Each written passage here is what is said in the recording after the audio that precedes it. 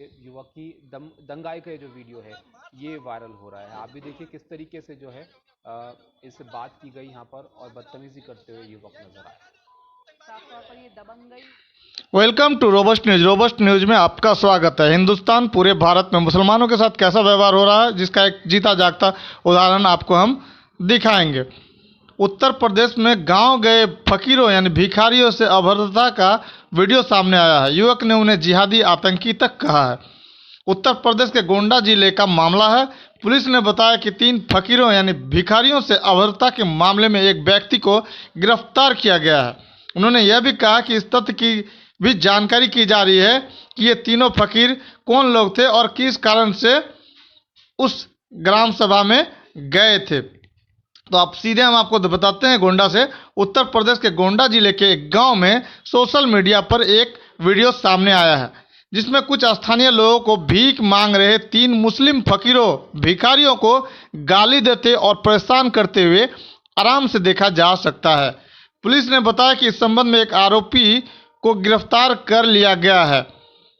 मामले के अन्य आरोपी की गिरफ्तारी की कोशिश कर रही है। एनडीटीवी के रिपोर्ट के अनुसार गोंडा जिले के डिंगूर गांव में शूट किए गए इस सेलफोन वीडियो में 3 मुस्लिम फकीरों का कुछ लड़कों द्वारा पीछा करते हुए देखा जा सकता है, जो उन्हें धर्म से जुड़ी गालियां देते हैं। कुछ लोग उन्हें पीटने की बात कहते नजर आते हैं। निलंबित भाजपा नेता नुपुर शर्मा द्वारा पैगंबर की टिप्पणी पर भारी अंतर्राष्ट्रीय प्रतिक्रिया के बीच वीडियो का व्यापक रूप से प्रसारित किया गया है। इस दौरान एक बड़ी लाठी से लिए एक युवक ने उन्हें लोगों को घेर लिया और उनके पहचान पत्र की मांग की। यह सुनकर कि उनके पास कुछ नहीं था, वह उन्हें जिहादी और आतंकवादी कहता है। युवक को यह कहते हुए सुना जा सकता है, बस हमें अपना आधार दिखाओ, नहीं तो हम आपके अंदर जो है वो बाहर निकाल देंगे।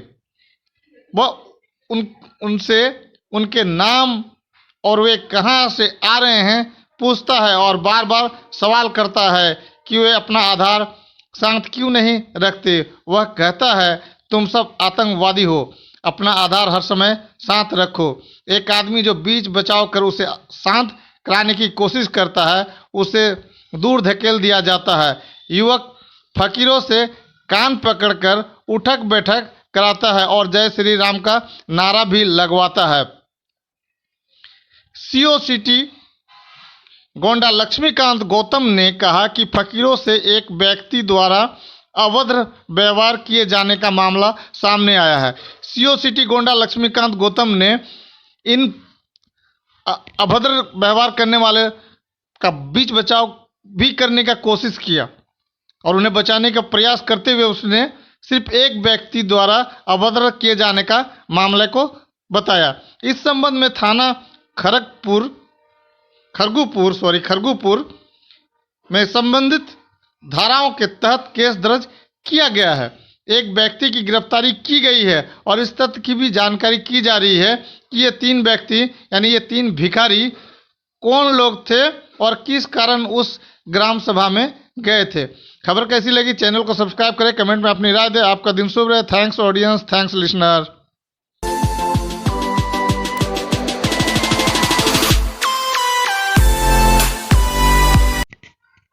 Welcome to robust news. इस चैनल पर आपका स्वागत है। हम सच्चाई और हकीकत को सामने आपके लाते हैं। इसमें हमारी पूरी टीम लगे रहती है। आपका सहयोग भी अपेक्षित है। हम आपके सहयोग का भी इंतज़ार करते हैं। अगर आप चैनल में नए हैं तो चैनल को सब्सक्राइब कर लीजिए और कमेंट में अपनी राय दें। और अगर आप कुछ डोनेट करना चाहते हैं, हमारे चैनल को सहयोग करना चाहते हैं, तो अबाउट के सेक्शन में जाने पर आपको हमारा अकाउंट नंबर मिल जाएगा। आप चैनल को कुछ सहयोग भी कर सकते हैं। आज जो हम बताएंगे आपको 10 दुर्लभ परंपराएं जो आज भी आधुनिक भारत में प्रचलित हैं। भारत दुनिया की सबसे पुरानी और शहरी सभ्यता अर्थात सिंधु घाटी सभ्यता का देश है। इसलिए प्राचीन काल से लेकर आधुनिक भारत तक भारतीय समाज में विभिन्न संप्रदायों, रीति रिवाजों, अनुष्ठानों और संप्रदायों का उद्भव एवं रूपांतरण होता रहा है। इनमें से कई संप्रदायों और रिवाजों का आधार धार्मिक और सामाजिक था। आज के वैज्ञानिक युग में भी भारत में बहुत सी प्राचीन परंपराएं प्रचलित हैं, जिनमें कई वैज्ञानिक रूप से बहुत सटीक मालूम पड़ती है। वही कुछ परंपराएं केवल अंधविश्वास पर आधारित हैं। आइए इन परंपराओं के बारे में हम डिटेल से बताते हैं। 10 दुर्लभ परंपराओं में नंबर 1 पर है, भारत में एक जिप्सी जनजाति है जो मौत को अपने जीवन का सबसे खुशनुमा पल मानते हैं, जबकि बच्चे के जन्म को दुख की घड़ी मानते हैं। अब नंबर 2 पर है मलाना। हिमाचल प्रदेश राज्य में एक प्राचीन भारतीय गांव है। वहां के लोग खुद को सिकंदर महान का वंशज मानते हैं और उनकी स्थानीय अदालत प्रणाली भी प्राचीन ग्रीक प्रणाली को दर्शाता है। अब आपको हम नंबर 3 पर बता रहे हैं, भारत में शादीशुदा महिलाएं पैर में बिछिया पहनती हैं। ऐसी भ्रांति है कि बिछिया तंत्रिकाओं पर दबाव डालता है, जिससे प्रजनन प्रणाली और स्वास्थ्य दोनों में संतुलन बना रहता है। अब हम चौथा नंबर का बारे में बता रहे हैं। भारत में आज भी सांप को देवता के रूप में पूजा जाता है। इस दौरान कई स्त्रियां सांपों को दूध पीने के लिए देती हैं, जबकि हकीकत यह है कि सांप कभी भी दूध नहीं पीता है। 5 नंबर, कुछ दूर दराज के भारतीय गांवों में बच्चों को मंदिर के छत से नीचे फेंकने की प्रथा है और उन्हें नीचे वयस्कों द्वारा पकड़ा जाता है। ऐसा माना जाता है कि ऐसा करने से बच्चे लंबी आयु यानी दीर्घायु होते हैं और उनका स्वास्थ्य अच्छा रहता है। अब नंबर 6 पर प्राचीन देवदासी प्रणाली। प्राचीन देवदासी प्रणाली, जहां युवा लड़कियों को स्थानीय मंदिर में समर्पित किया जाता था और उनकी कौमार्ज को नीलामी की जाती थी। 1982 में कर्नाटक में इस प्रथा को अवैध कर दिया गया था, लेकिन अभी भी दक्षिण भारत के कुछ राज्यों में यह प्रथा जारी है।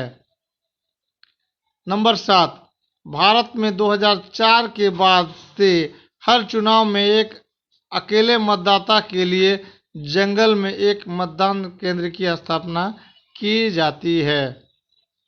नंबर 8, भारत में लंबी यात्रा के लिए जाने से पहले लोग वाहनों के पहियों के नीचे नींबू डालते हैं। उनका मानना है कि यह उन्हें संकट से बचाएगा। वे ऐसे ही उद्देश्य के लिए वाहन के सामने नारियल और अगरबत्ती भी जलाते हैं। 9 नंबर, भारत में अघोरी साधु, विशेष रूप के बनारस, अंत्येष्टि के बाद मनुष्य के बचे हुए अवशेष को खाते हैं और शवों के साथ संभोग करते हैं, क्योंकि वे गंदे लोगों में शुद्धता को खोजने के द्वारा दुनिया को त्यागने में विश्वास करते हैं। नंबर 10, भारत के कुछ गांवों में यह अवधारणा है कि पशुओं के विवाह से वर्षा के देवता खुश होते हैं। आसाम और महाराष्ट्र में मेढक की शादी और कर्नाटक में गधों की शादी इसी का उदाहरण है। हमारे चैनल को सब्सक्राइब कर लें ताकि आपको ऐसे ही रोचक जानकारी वाली वीडियो हम आप तक पहुंचाते रहें। बने रहे चैनल में, अभी चैनल में है बहुत कुछ। Welcome to robust news. Robust news में आपका स्वागत है। आज हम बात करेंगे कौन है देवदासी, कब से शुरू हुई ये कुप्रथा।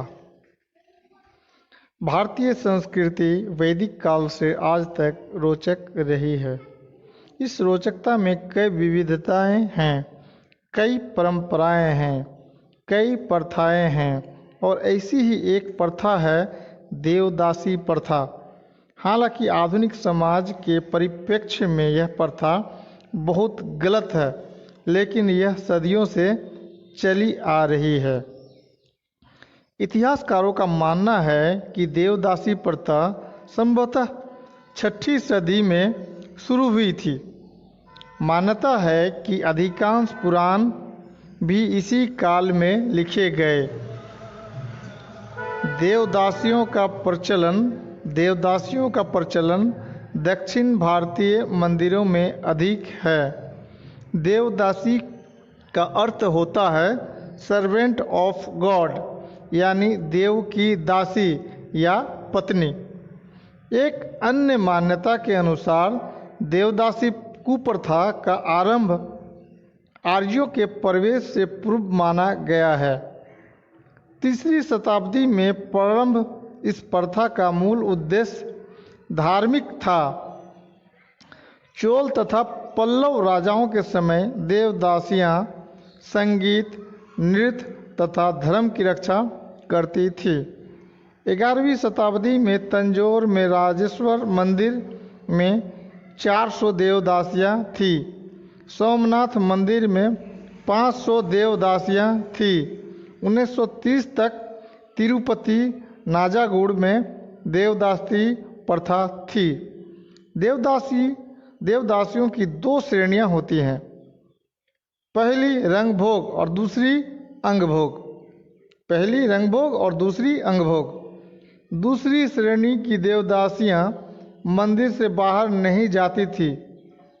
यल्लमा देवी को समर्पित करने की रस्म शादी की तरह ही थी। कन्या की उम्र 5 से 10 वर्ष की होती है।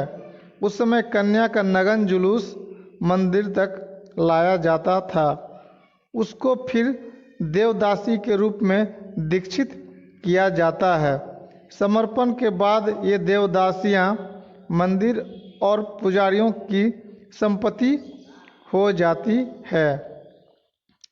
देवदासियां मंदिरों की देख रेख, पूजा पाठ के लिए सामग्री संयोजन, मंदिरों में नृत्य आदि के अलावा प्रमुख पुजारी, सहायक पुजारियों, प्रभावशाली अधिकारियों, सामंतों एवं कुलीन अभ्यागतों के साथ सेक्स करती थी, पर उनका दर्जा वेश्याओं वाला नहीं था।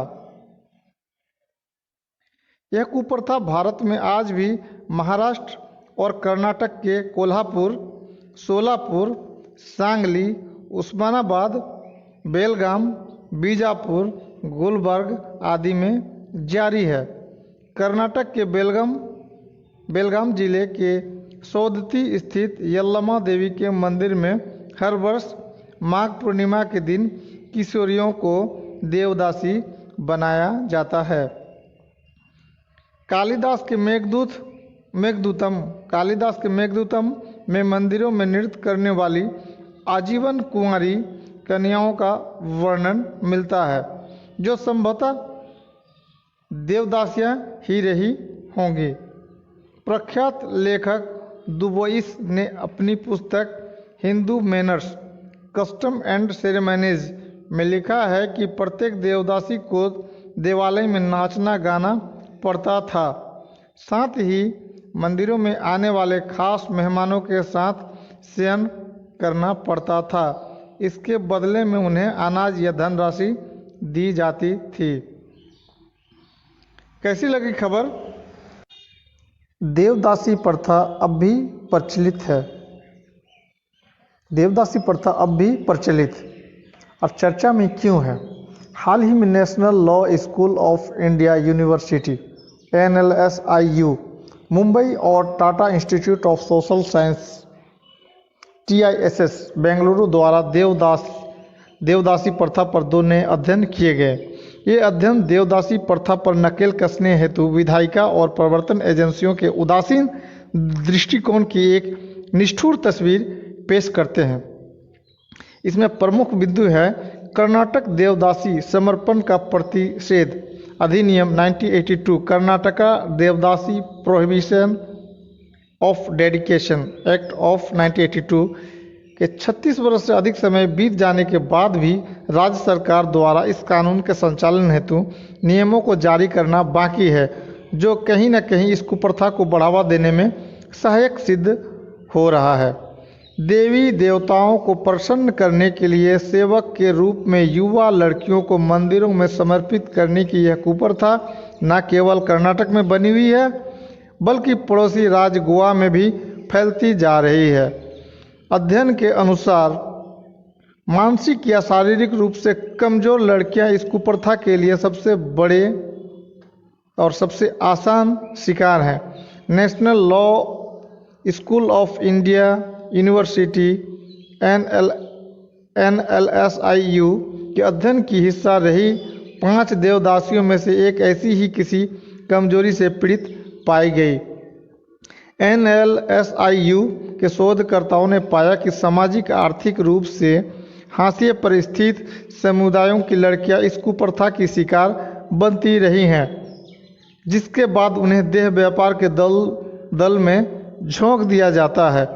TISS के शोधकर्ताओं ने इस बात पर जोर दिया कि देवदासी प्रथा को परिवार और उनके समुदाय से प्रथागत मंजूरी मिलती है। प्रथा खत्म क्यों नहीं होती है? इसका जवाब खोजने पर देखिए क्या निकला। व्यापक पैमाने पर इस कुप्रथा के अपनाए जाने और यौन हिंसा से इसके जुड़े होने से संबंधित तमाम साक्ष्यों के बावजूद हालिया कानूनों जैसे कि यौन अपराधों से बच्चों का संरक्षण पोस्को अधिनियम 2012 और किशोर न्याय अधिनियम 2015 में बच्चों के यौन शोषण के एक रूप में इस कुप्रथा का कोई संदर्भ नहीं दिया गया है। भारत के अनैतिक तस्करी रोकथाम कानून या व्यक्तियों की तस्करी रोकथाम संरक्षण और पुनर्वास विधेयक 2018 में भी देवदासियों को यौन उद्देश्यों हेतु तस्करी के शिकार के रूप में चिन्हित नहीं किया गया है। अध्ययन ने यह रेखांकित किया है कि समाज के कमजोर वर्गों के लिए आजीविका स्रोतों को बढ़ाने में राज्य की विफलता भी इस प्रथा की निरंतरता को बढ़ावा दे रही है। देवदासी प्रथा है क्या? प्राचीन समय से ही हमारे समाज में तमाम कुरीतियों और अंधविश्वासों का बोलबाला रहा है, जो समय के साथ साथ व्यापक वैज्ञानिक चेतना के विकसित होने से धीरे धीरे लुप्त होते गए। किंतु हमारे समाज में आज भी कुछ ऐसी कुरीतियों और अंधविश्वासों का अभ्यास व्यापक पैमाने पर किया जाता है, जो 21वीं सदी के मानव समाज के लिए शर्मसार करने वाली है। इन्हीं कुरीतियों में से एक है देवदासी प्रथा। इस प्रथा के अंतर्गत देवी देवताओं को प्रसन्न करने के लिए सेवक के रूप में युवा जवान लड़कियों को मंदिर में समर्पित करना होता है। इस प्रथा के अनुसार एक बार देवदासी बनने के बाद ये बच्चियां ना तो किसी अन्य व्यक्ति से विवाह कर सकता है और ना ही सामान्य जीवन व्यतीत कर सकता है। खबर कैसी लगी? चैनल को सब्सक्राइब करें, कमेंट में अपनी राय दें। आपका दिन शुभ रहे। Thanks audience, thanks listener.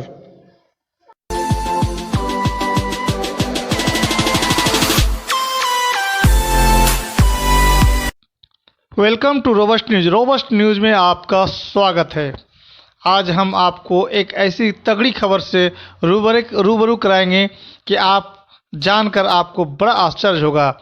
यहाँ किराए पर मिल जाती है दूसरों की बीवी, बाकायदा होता है एग्रीमेंट। शिवपुरी। हिंदुस्तान में कई प्राचीन प्रथाएं हैं जो आज भी चल रही हैं। आज जब महिलाओं को आगे बढ़ाने और उनके अधिकारों के लिए कानून बनाए जा रहे हैं, उन्हें बराबरी का दर्जा दिया जा रहा है, ऐसे में यह प्रथा सभी को झकझोर देती है। ऐसी कुप्रथाओं ने देश को शर्मसार ही किया है। आपको बता रहे हैं कि महिला सशक्तिकरण के बीच आज भी कुप्रथा के कारण महिलाएं अपने शोषण से आज़ाद नहीं हो पा रही हैं। किराए पर पत्नी, यह शब्द आपको हैरान कर देंगे, लेकिन सच है कि 1 साल के लिए कुछ रकम देकर आप दूसरों की बीवी, बहू या बेटी को किराए पर ले जा सकते हैं। दशकों पुरानी यह कुप्रथा आज भी मध्य प्रदेश के कुछ इलाके में चल रही है। दूर दूर से आते हैं खरीदार। मध्य प्रदेश के शिवपुरी जिले में यह कुप्रथा आज भी चल रही है। धड़ीचा प्रथा के नाम से इसे जाना जाता है। हर साल इस जिले में लड़कियों को किराए पर देने के लिए मंडी सजती है। इसमें दूर दूर से खरीदार भी आते हैं। जिसे जितने समय के लिए लड़की चाहिए वो उसे ले जा सकता है। कई लोग 1 साल के लिए महिला को अपने साथ ले जाता है। 1 साल उसे अपनी बीवी के तौर पर रखता है, बाद में उसे वापस छोड़ जाता है। आगे आपको बता दें, 15,000 से 25,000 है कीमत। लड़कियों को ले जाने के लिए आज भी इस गांव में मंडी लगती है। कोई 15,000 में ले जाता है तो किसी का सौदा 25,000 से ऊपर लगाया जाता है। इस मंडी में दूर दूर से खरीदार लड़कियों या महिलाओं को लेने आते हैं। अब एक और इंटरेस्टिंग चीज़ बताते हैं। चाल ढाल से लेकर खूबसूरती भी देखते हैं लोग। यहाँ आने वाले लोग महिलाओं और लड़कियों की चाल ढाल और खूबसूरती को भी देखकर सौदा करते हैं। इसके बाद 1 साल के लिए उसकी शादी कराकर विदाई दी जाती है।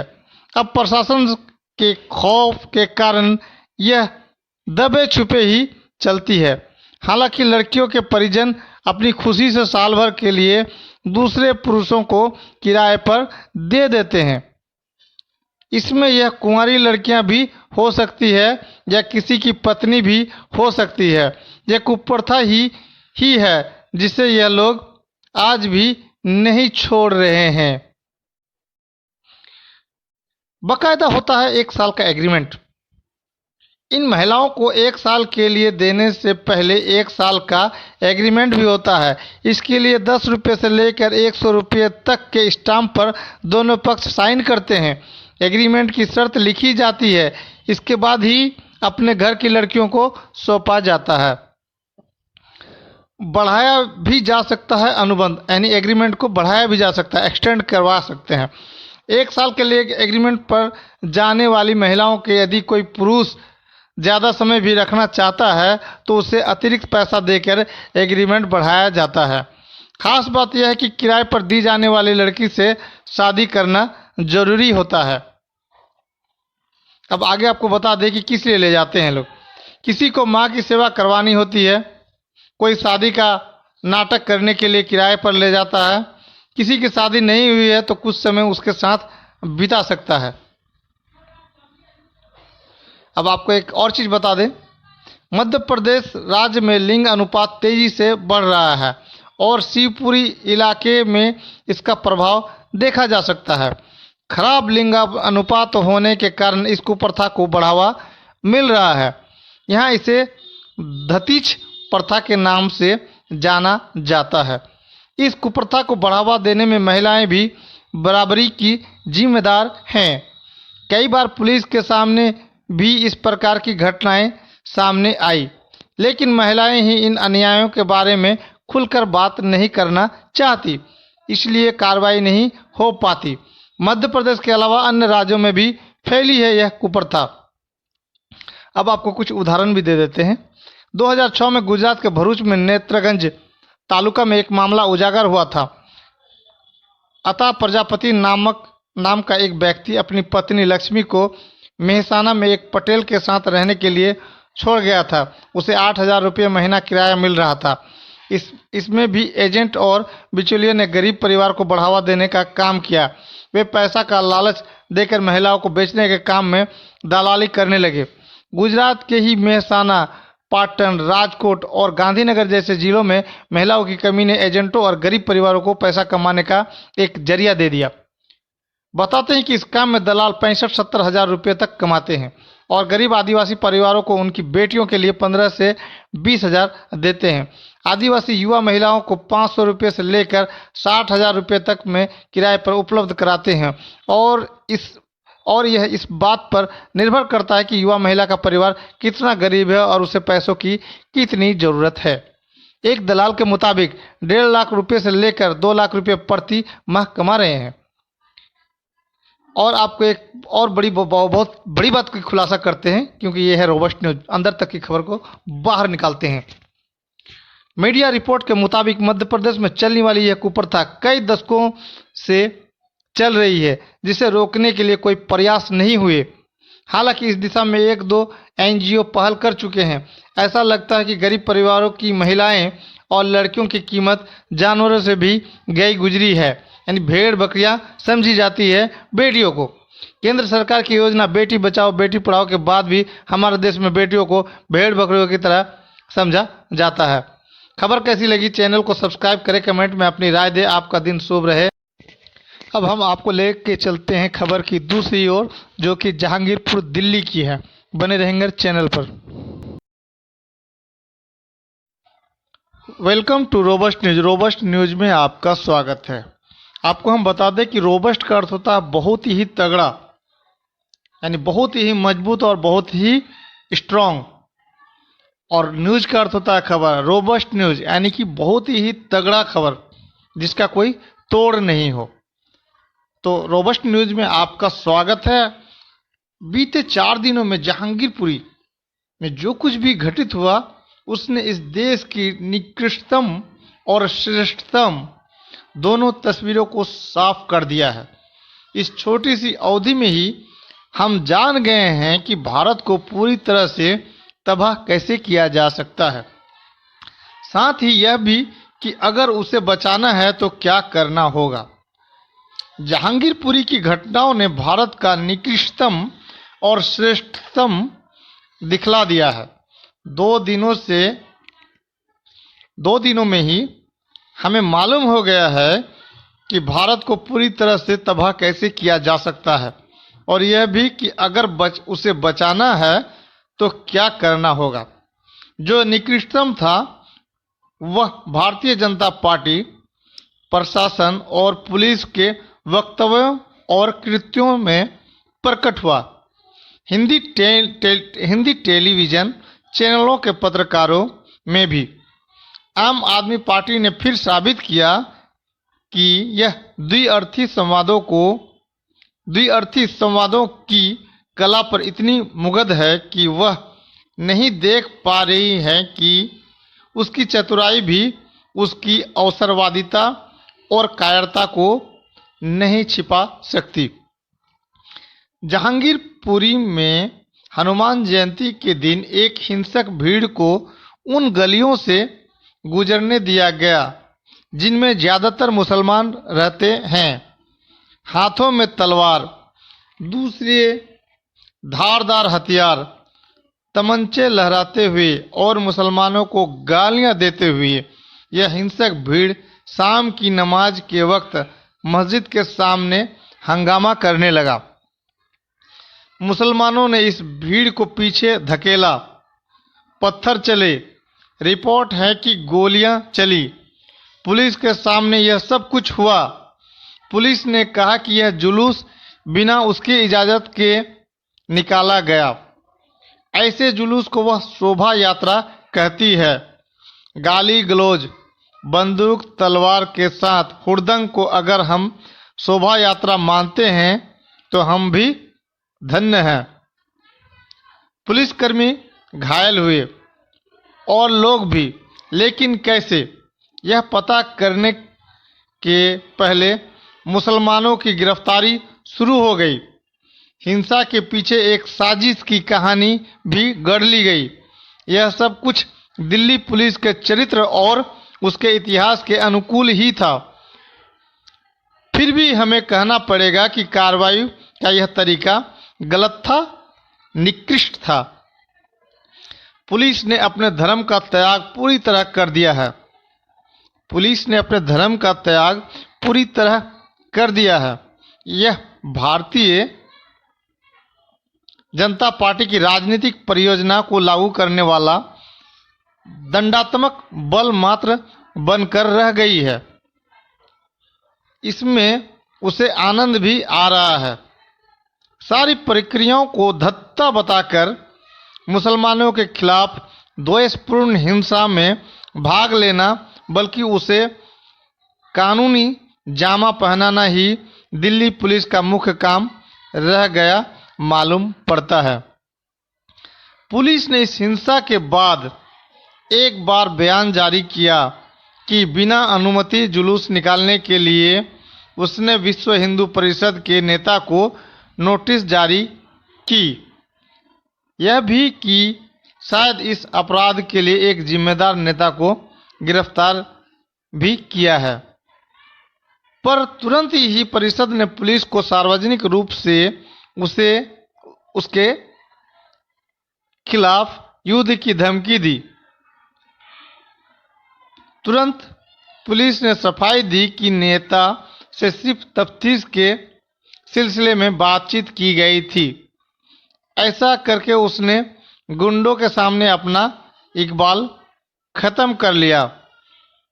इसकी उसे परवाह नहीं, बल्कि उनके दल भारतीय जनता पार्टी के प्रति उनकी वफादारी साबित करने का उसे संतोष है। भारतीय जनता पार्टी के नेताओं ने फौरन प्रचार शुरू किया कि जहांगीरपुरी में बांग्लादेशी और रोहिंग्या अवैध रूप से अतिक्रमण करके रह रहे हैं और इस हिंसा में उनका हाथ है। यह मांग भी शुरू हो गई कि अतिक्रमण हटाया जाए और इस मांग का उत्तरी दिल्ली नगर निगम ने तुरंत दिया। हिंसा के अगले ही दिन उन गलियों के बाहर बुलडोजर खड़े हो गए, गलियों को तालाबंद कर दिया गया और वहां के रहने वालों को कैद करके उनकी दुकानों को ढहाना शुरू कर दिया।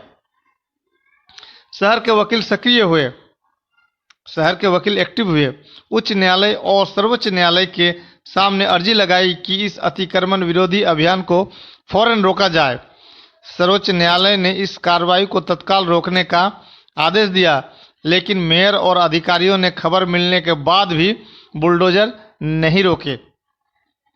इससे यह साफ हो गया कि वे मात्र अपना कर्तव्य नहीं निभा रहे थे और नाकानूनी व्यवस्था लागू करने की बाध्यता के कारण वे दुकानों, घरों और मस्जिद को ढहाने का काम कर रहे थे, जो कोई भी अपनी इच्छा से नहीं करना चाहेगा।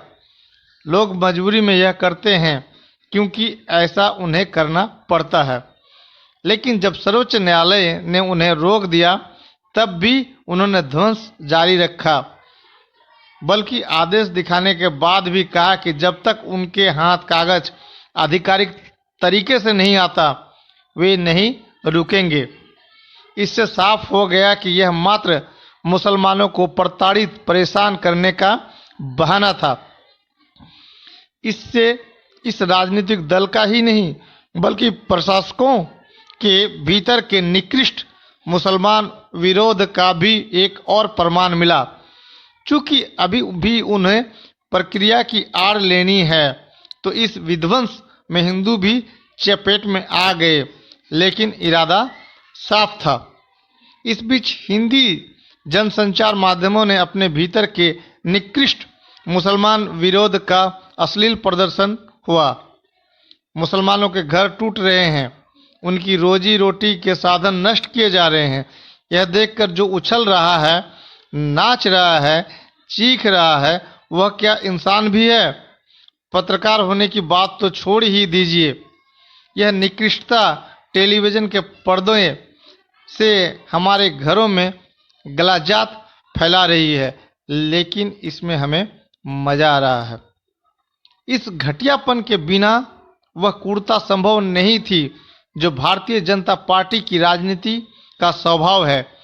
घटियापन आम आदमी पार्टी के नेताओं के बयानों में था, जब उन सब ने कहा कि बांग्लादेशी और रोहिंग्या लोगों को भाजपा बसा रही है ताकि वह दंगा करा सके। यह भी उन्होंने कहा कि भाजपा गुंडों और लफंगों की पार्टी है, लेकिन इससे उनकी चतुराई छिपाई नहीं छिपती। उनके बयान में बांग्लादेशी और रोहिंग्या के बहाने मुसलमानों के खिलाफ घृणा प्रचार है, लेकिन वह समझने वाले सब समझ रहे हैं। आम आदमी पार्टी की यह चतुराई इसलिए और भी क्रूरतापूर्ण है कि वह जिन्हें बाहरी कह रही है वे उसके मतदाता रहे हैं, उनके बल पर वह सत्ता में आई है और अब उनका इस्तेमाल करके वह मुसलमानों के खिलाफ पूर्वाग्रह और घृणा को और गाढ़ा कर रही है। उसके समर्थक यह कहकर उसकी वकालत करते रहे हैं कि वह हिंदू भले ही दिखे मुसलमान विरोधी नहीं, लेकिन उसके हर बयान से जाहिर होता है कि वह मुसलमानों के खिलाफ घृणा का खुलकर इस्तेमाल करती है। यानी बिना मुसलमान विरोधी घृणा के हिंदूपन संभव नहीं, यह साबित किया जा रहा है। और भले आपके समर्थक हों, मुसलमानों की बलि चढ़ाने में उसे संकोच नहीं। ताकतवर लोगों के इस तमाम घटियापन और क्रूरता के बीच हमें इंसानी भलाई और श्रेष्ठता के सबूत मिले। जिन गलियों में हिंसा हुई थी उसमें रहने वाले हिंदुओं और मुसलमानों ने एक दूसरे का साथ नहीं छोड़ा। हिंदू औरतों और मर्दों ने खुलकर कहा कि यह हिंसा उस लफंगों की भीड़ ने भड़काई थी जिसे पुलिस शोभा यात्रा कह रही है। हिंदुओं ने अपने पड़ोसी मुसलमानों को दोषी मानने से इनकार कर दिया। मुसलमानों ने भी अपनी नागरिकता का दावा इस हिंसा के बावजूद बरकरार रखा। राजकीय हिंसा के सामने ऐसा करने के लिए खासी हिम्मत चाहिए। वह हिम्मत असाधारण नहीं है, यह जहांगीरपुरी के निवासियों ने बतला दिया है। इस निकृष्टता के बीच ऐसे वामपंथी कार्यकर्ता थे जो इन गलियों में मौजूद रहे पहले दिन से। अगले दिन जब बुलडोजर रुक नहीं रहे थे तो मार्क्सवादी कम्युनिस्ट पार्टी के बृंदा क्रात और हन्नान मुल्ला वहां पहुंचे और बुलडोजर के सामने खड़े हुए। कोई कारण न था कि वे वहां जाते। संसदीय राजनीति के घटिया तर्क से उनके वोटर यहाँ नहीं है। अगर कोई यह आरोप लगाए कि वे बंगाल को ध्यान में रखकर ऐसा कर रहे हैं तो इससे उसका घटियापन जाहिर होता है। बंगाल में चुनाव हो चुके हैं और इस अच्छाई की स्मृति बंगाल की व्यवहारिक बाध्यता के आगे याद रखी जाएगी, उसमें शक है। निश्चय ही माकपा के नेता किसी फायदे के लिए यह नहीं कर रहे थे।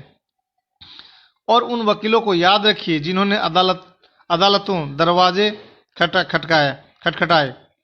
यह सब कुछ वह है जिसके सहारे हम उस निकृष्ट क्रूरता से लड़ सकते हैं जो हमें दलदल में घसीट रही है। खबर कैसी लगी? चैनल को सब्सक्राइब करें, कमेंट में अपनी राय दें। एक बिल्ली अपने बच्चे को 7 दरवाजा दिखाती है, तब जाके बिल्ली का आंख खुल जाती है, बिल्ली देखने लगता है। इन भारतीय मुसलमानों की आंख कब खुलेगी ये आप कमेंट बॉक्स पर लिख सकते हैं। आपका दिन शुभ रहे। Thanks audience, thanks listener.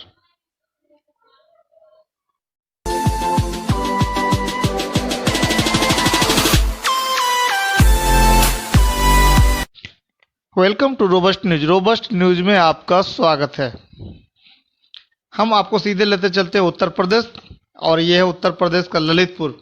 Uttar Pradesh के ललितपुर जिले में सामूहिक बलात्कार की शिकायत दर्ज कराने आई 13 साल की किशोरी के साथ थाना अध्यक्ष द्वारा कथित रूप से बलात्कार किए जाने का मामला सामने आया है। इस मामले में आरोपी पुलिस अफसर को तत्काल प्रभाव से निलंबित कर दिया गया है और थाने के अन्य सभी पुलिसकर्मियों को लाइन हाजिर कर दिया गया है। पुलिस ने बताया कि घटना के सिलसिले में 5 आरोपियों को गिरफ्तार कर लिया गया है और आरोपी थानाध्यक्ष की तलाश जारी है। इस घटना को लेकर विपक्षी दल सरकार पर जमकर निशाना साध रहे हैं। वहीं उप मुख्यमंत्री ब्रिजेश पाठक ने उन्हें इस मामले का राजनीतिकरण नहीं करने को कहते हुए प्रकरण के दोषियों के खिलाफ सख्त कार्रवाई करने का आश्वासन दिया। पुलिस सूत्रों ने बुधवार को बताया कि कथित पीड़िता की मां ने अपनी शिकायत में आरोप लगाया है कि उनकी बेटी 27 अप्रैल को जिले के पाली थाने में मामला दर्ज कराने गई थी। शिकायत के अनुसार बयान दर्ज कराने के बहाने थानाध्यक्ष तिलकधारी सरोज उसे अपने कमरे में ले गया और उसके साथ बलात्कार किया। कानपुर जोन के अपर पुलिस महानिदेशक भानु भास्कर ने बताया, इस मामले में थानाध्यक्ष तथा पीड़ित किशोरी की मासी समेत 6 लोगों के खिलाफ मामला दर्ज किया गया है। आरोपी थानाध्यक्ष को निलंबित कर दिया गया है और उसके अलावा अन्य 5 आरोपियों को गिरफ्तार किया जा चुका है। फरार थानाध्यक्ष की तलाश की जा रही है। भास्कर ने बताया कि झांसी के पुलिस उप महानिरीक्षक जोगेंद्र कुमार को मामले की जांच सौंपी गई है। उन्हें 24 घंटे के भीतर रिपोर्ट देने को कहा गया है। उन्होंने बताया कि इस मामले में पाली के थानाध्यक्ष को निलंबित करने के साथ साथ थाने के अन्य सभी पुलिसकर्मियों को लाइन हाजिर कर दिया गया है। लड़की की मां का आरोप है कि 22 अप्रैल को 4 लोग उनकी बेटी को भोपाल ले गए थे, जहां उन्होंने 5 दिनों तक उनके साथ बलात्कार किया और बाद में उसे पाली थाने के बाहर छोड़कर भाग गए। लड़की जब 27 अप्रैल को मुकदमा दर्ज कराने थाने गई तो थानाध्यक्ष ने भी उसके साथ बलात्कार किया। बाद में लड़की ने स्वैच्छिक संस्था चाइल्ड लाइन पहुंचकर काउंसलिंग के दौरान पूरी घटना बताई। इस पर संस्था ने पुलिस अधीक्षक से शिकायत की, जिनके हस्तक्षेप पर मंगलवार 5 मई को इस मामले में बलात्कार, अपहरण और आपराधिक साजिश के आरोपों तथा पोक्सो और SC/ST कानून की सुसंगत धाराओं में मुकदमा दर्ज किया गया। पुलिस सूत्रों के मुताबिक इस मामले में 5 आरोपियों को गिरफ्तार किया गया है, जबकि आरोपी थानाध्यक्ष तथा अन्य अभियुक्तों की गिरफ्तारी के लिए पुलिस के 6 दल गठित कर उनकी तलाश की जा रही है। ADG law and order Prashant Kumar ने कहा, DGP ने DIG झांसी को मामले की जांच करने और SHO पर आरोप लगाने वाली परिस्थितियों पर प्रकाश डालते हुए रिपोर्ट सौंपने को कहा है। ललितपुर बलात्कार मामले में वह सुपरवाइजरी अधिकारी SP और अन्य की भूमिका गलती की भी जांच करेंगे। मुख्य विपक्षी दल समाजवादी पार्टी सपा और कांग्रेस ने इस घटना को लेकर सरकार पर हमला किया है। सपा ने एक ट्वीट कर कहा, भाजपा सरकार में सबसे बड़ा सवाल यह है कि किस पर भरोसा किया जाए और किस पर नहीं। ललितपुर में बलात्कार की शिकायत करने पहुंची नाबालिग से थाने में ही SO थानाध्यक्ष ने की दरिंदगी। अब CM मुख्यमंत्री बताए, पीड़ित बेटियां जाएं तो जाएं कहां? पीड़िता की सुरक्षा का इंतजाम कर दोषियों को मिले कठोरतम सजा। पार्टी ने एक अन्य ट्वीट में बताया कि सपा अध्यक्ष और उत्तर प्रदेश के पूर्व मुख्यमंत्री अखिलेश यादव पीड़ित बच्ची के परिजनों से मुलाकात के लिए ललितपुर रवाना हो गए हैं। सपा के मीडिया सेल ने एक पुलिस अधिकारी का वीडियो ट्वीट करते हुए लिखा है, योगी जी की पुलिस निरंकुश हो चुकी है। चंदौली में एक मासूम बेटी के साथ रेप और हत्या के आरोपों के बाद यूपी की योगी जी की पुलिस पर ललितपुर के पाली में पुलिस वालों द्वारा सामूहिक बलात्कार का आरोप लगा है। वसूली, हत्या, अपहरण, फिरौती के बाद अब यूपी पुलिस रेप और गैंगरेप भी करने लगी है। कांग्रेस महासचिव और पार्टी की उत्तर प्रदेश प्रभारी प्रियंका गांधी वाड्रा ने भी सिलसिलेवार ट्वीट कर इस घटना पर सरकार का घेराव किया। उन्होंने कहा, ललितपुर में 13 साल की बच्ची के साथ गैंगरेप, सामूहिक बलात्कार और फिर शिकायत लेकर जाने पर थानेदार द्वारा बलात्कार की घटना दिखाती है कि बुलडोजर के शोर में कानून व्यवस्था के असल सुधारों को कैसे दबाया जा रहा है। अगर महिलाओं के लिए थाने ही सुरक्षित नहीं होंगे तो वे शिकायत लेकर जाएंगे कहां? उन्होंने एक अन्य ट्वीट में कहा, क्या उत्तर प्रदेश सरकार ने थानों में महिलाओं की तैनाती बढ़ाने, थानों को महिलाओं के लिए सुरक्षित बनाने के लिए गंभीरता से सोचा है? कांग्रेस पार्टी ने अपने महिला घोषणा पत्र में महिला सुरक्षा के लिए कई महत्वपूर्ण बिंदु रखे थे। आज ललितपुर है। ऐसी घटना को रोकने के लिए महिला सुरक्षा और महिला हितैषी कानून व्यवस्था के लिए गंभीर कदम उठाने ही होंगे। इस बीच उत्तर प्रदेश के उप मुख्यमंत्री ब्रजेश पाठक ने विपक्षी दलों से कहा कि वे आपराधिक मामलों का राजनीतिकरण न करें। उन्होंने कहा, पीड़ित हमारी बेटी है और उसके साथ कुछ गलत हुआ है तो सरकार सख्त कार्रवाई करेगी और दोषी को किसी कीमत पर नहीं बख्शेगी।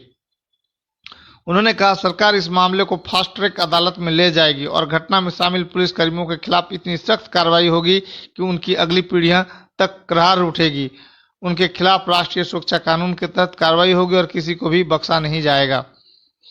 सपा अध्यक्ष अखिलेश यादव के पीड़ित परिवारों से मुलाकात के लिए ललितपुर रवाना होने के बारे में पूछने पर पाठक ने कहा, वह सोचते हैं कि कुछ हो सकता है तो वह अपना राजनीतिक पर्यटन शुरू कर देते हैं। कांग्रेस महासचिव प्रियंका गांधी वाड्रा के बयान पर उन्होंने कहा, उन्हें राजस्थान और छत्तीसगढ़ में महिलाओं की स्थिति देखनी चाहिए। मालूम हो कि इससे पहले बीते 1 मई को उत्तर प्रदेश में चंदौली जिले के सैयदराज क्षेत्र में पुलिस की दबिश के दौरान संदिग्ध परिस्थितियों में एक युवती की मौत हो गई थी। इस मामले में निलंबित थानाध्यक्ष समेत 6 पुलिसकर्मियों के खिलाफ गैर इरादतन हत्या का मामला दर्ज किया गया है। सैयद राजा थाना क्षेत्र के मनराजपुर गांव में पुलिस का एक दल एक बालू कारोबारी कन्हैया यादव को पकड़ने के लिए उसके घर पहुंचा था। यादव के खिलाफ गैर जमानती वारंट जारी हुआ था। पीड़ित परिवार का आरोप है कि इस दौरान एक पुलिसकर्मी ने कारोबारी की 24 साल की बेटी से बलात्कार किया तथा मारपीट की और जोर जबरदस्ती के कारण उसकी मौत भी हो गई। अब हम आपको ले चलते हैं खबर पूर्णिया की तरफ से। पूर्णिया में सीसाबाड़ी नाम का एक जगह है जहां चोरों ने ट्रैक्टर की बैटरी गायब किया है। ये चोर पहले बड़ी बड़ी चोरियां करते थे, लेकिन अब मंदी के कारण अब छोटी छोटी चोरियां करने लगे हैं और ट्रैक्टर से बैटरी चुराते हुए इन्हें पकड़ा गया है। खबर पर बने रहें, अभी और भी है खबर।